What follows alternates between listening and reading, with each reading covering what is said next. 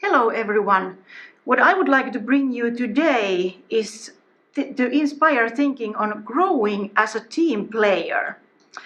That is a very wide and ambitious topic, but what I would like to share with you today is my key takeaways on that area, what I have learned through my own experience and through studying various sources of research in psychology, for example. I've been working for my whole career at Ericsson among IT technology. And what has been common throughout all those years is that even though I have had various roles from coding to testing and leadership, what always has been common is the teamwork. There always is a need to bring people together to work as a team. That way we can create great solutions, to have a different kind of expertise, various views together. So it's teamwork all over. Teamwork is the core. But what I have also learned is that each team is unique. There are no two similar teams. And sometimes some teams are more successful than the others. And what research has shown, what is behind the success of the teams, is the psychological safety. It's the environment where people feel that they can be true themselves. That's the environment where everybody can flourish and thrive. You can express your ideas, even though the crazy ones. You can suggest topics or solutions, or you can express your opinions, and also you can make mistakes, you can struggle, and you can learn, and everything is accepted by your team members, and you feel that you can bring your whole self to the team. So wouldn't it be wonderful to be always in that kind of high-performing team? What I believe and what I would like to inspire with this speech here is that everybody has keys to that. I believe that everybody has a possibility to grow as a team player and to help the whole team to evolve to that direction.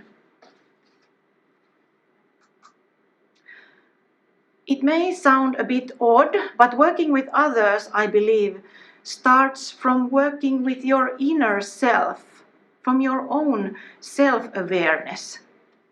And with this I mean learning to know your own behavioral patterns, learning to know how you think, how you feel in different situations, what are your motivators, how are you when you are with others, and also, of course, when you are alone.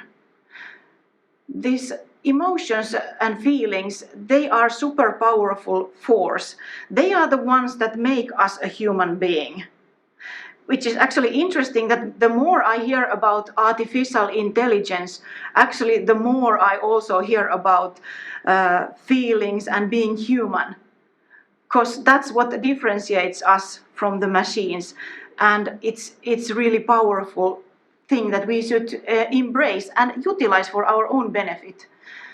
Sometimes it can be a little tricky though, because feelings and thinking, they are interconnected in a way that sometimes it's even hard to say that which one is influencing the other one, because they influence each other and this cycle goes on and on.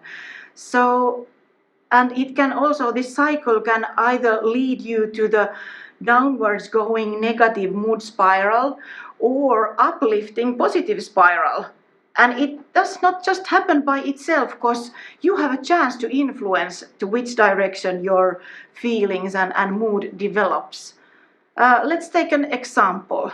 Like me being here, what do I sense in my body right now? A bit shakiness here. Some tension in my stomach, nervousness. Oh, it might message that I'm insecure here. Why am I even here? This is not gonna go well. I most likely look really stupid right now. Why did I come here? This is gonna go really badly. And you can easily see that now I'm taking myself down. And that's not good for my performance and also not for you who are listening to me. How the situation could go the other ways. Let me go take you back to my analysis of how I'm feeling. I feel the shakiness, I feel some tension in my stomach. Yeah, a bit nervous. Well, isn't that pretty natural? I'm here in the room in front of the camera. This is not so common to me. It's very natural to feel nervous. On the other hand, I have prepared for this. I have an enormous team of my colleagues who have supported me, and here I have got excellent support. So I need to just be myself and take a breath and continue. So this was just an example that how the feelings and thinking connect to each other, and how we have also possibility to influence on the direction where it takes us. Another thing related to self-awareness is beliefs and attitude. So what kind of beliefs you have regarding yourself, regarding the other people, and regarding the world around? Those beliefs are like icebergs hidden underneath the surface, but on the other hand, they also resonate through you. So what you believe, it resonates through you. So what do you think about or believe about your own capabilities, for example? Do you believe on your own strengths and your possibilities to learn? Or do you look at yourself with a very critical eye and don't believe in your possibilities to grow? I've heard this so often that I dare to say that it might be pretty common that we have this very loud inner voice, this inner critique that is inside our head, nagging and reminding us all the time about our own mistakes, about our own shortcomings, and that's not doing really good for us, even though this inner critique has good intentions. But I just feel that sometimes we may give just too much bandwidth for this inner voice, inner nasty voice. What we could do instead, and that would be a more healthy strategy, is to cultivate self-compassion. In the moments of struggle or in the moments when it feels that I'm no good, I did a mistake again, I lack this or that, self-compassion is the key to the way forward. Self-compassion means in practice that first of all you are mindful, you notice what's going on inside of you. Okay, I'm experiencing this. And then also understanding that all the feelings are okay, all the feelings are natural, and actually all the human beings share the same variety of all the feelings. So you are not alone.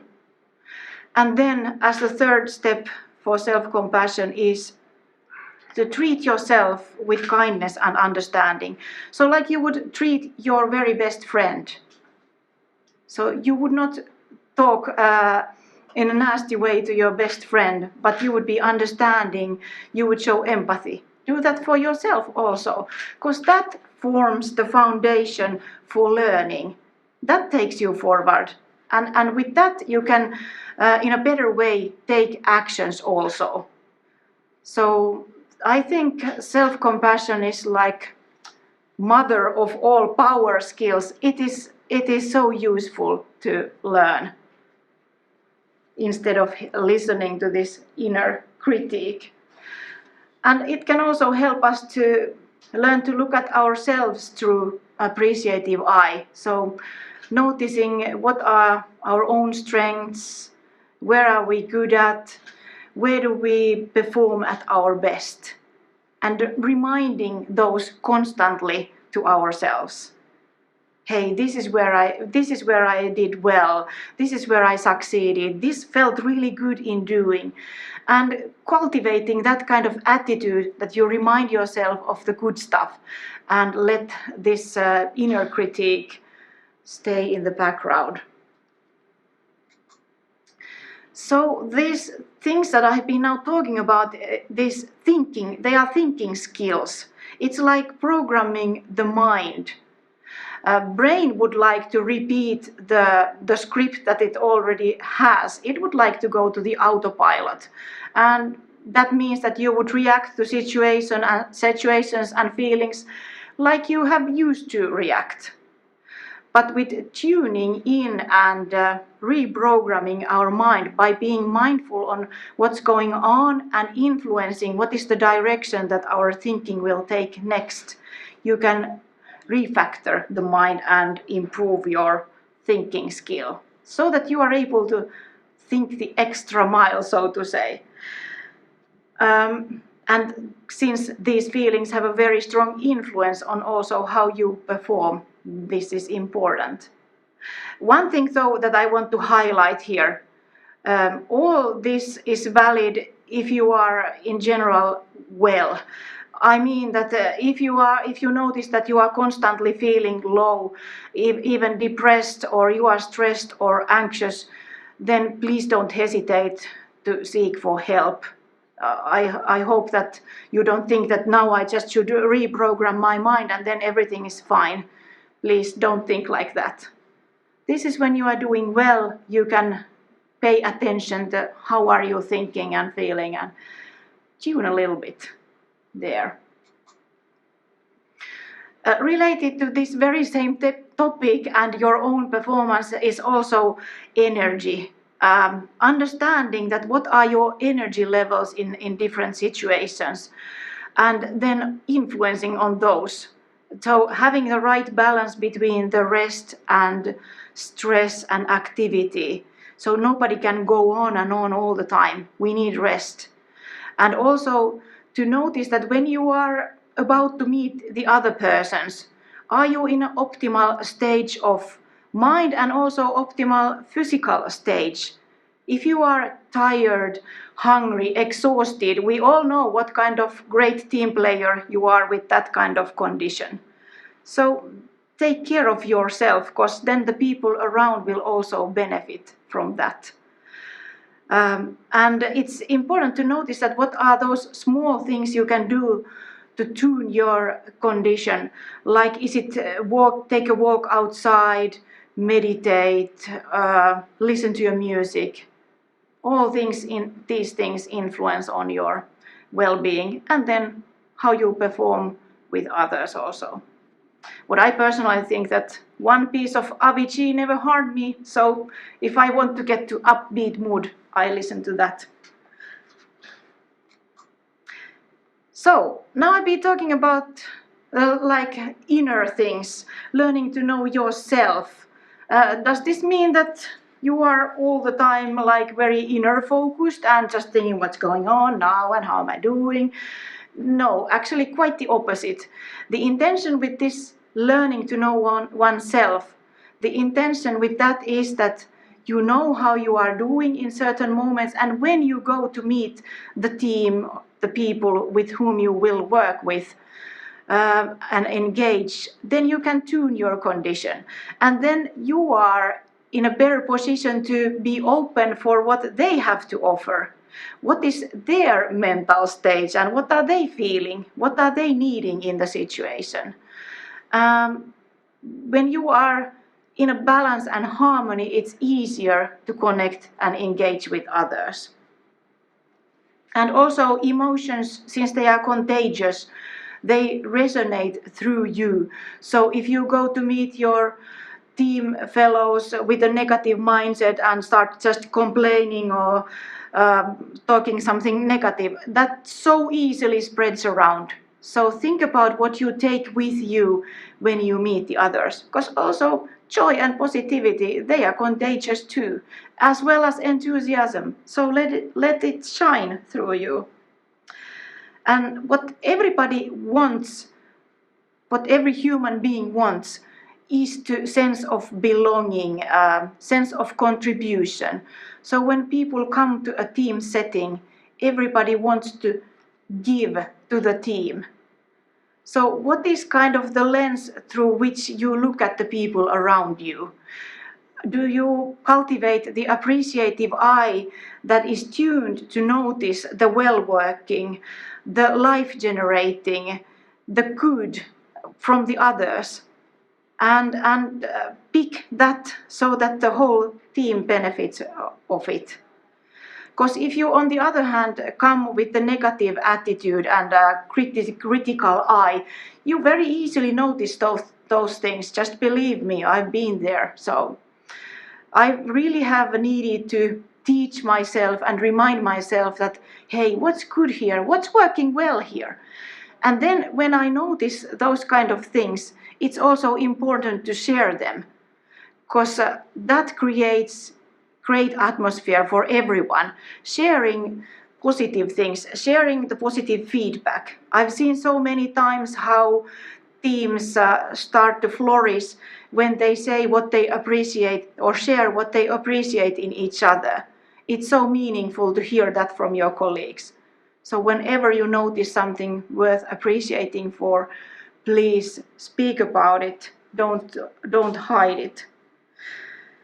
And when you want to find out what your teammates are motivated about, where are they best at, then so-called generative questions are the ones that help in forming understanding. They generate ideas and thinking. They are such questions like, when are you at your best? What kind of tasks like you most? Or what has been the best thing that has happened for you today? That is something that you can use both at work or at home, and see what kind of discussions that opens up.